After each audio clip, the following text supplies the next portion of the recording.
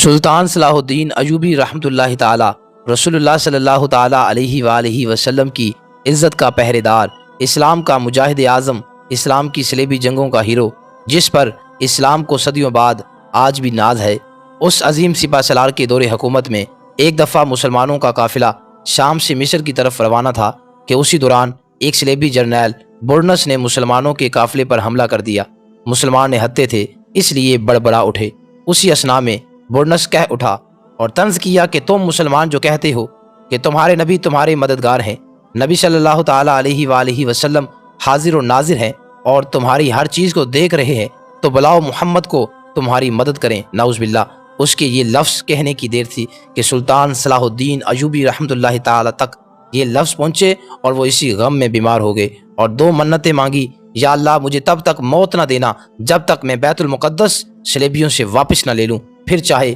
اس کے لیے مجھے اپنی ساری سلطنت ہی کیوں نہ لٹانی پڑے اور سارے خزانے ہی کیوں نہ صرف کرنے پڑے۔ دوسری منت یہ مانی کہ یا اللہ مجھے تب تک موت نہ دینا جب تک میں برنس کو اپنے ہاتھ سے قتل نہ کر دوں۔ اس کے بعد اللہ تعالیٰ نے سلطان صلاح الدین ایوبی رحمۃ اللہ تعالیٰ کو صحت عطا فرما دی اور وہ 2 سال تک اسی انتظار میں رہے کہ کب برنس ان کے قابو میں آئے اور وہ اس گستاخی کا بدلہ لیں۔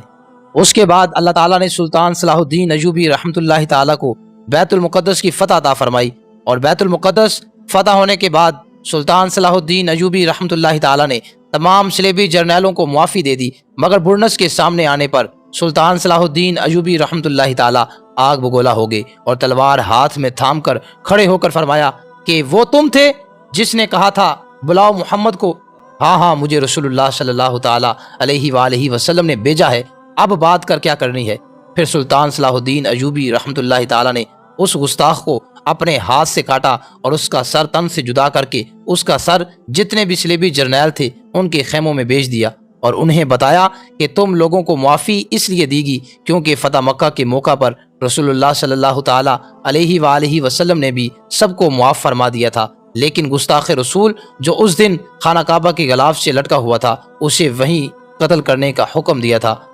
ناظرین، یہ تھی وہ غیرت جس کی آج ہر مسلمان کو ضرورت ہے۔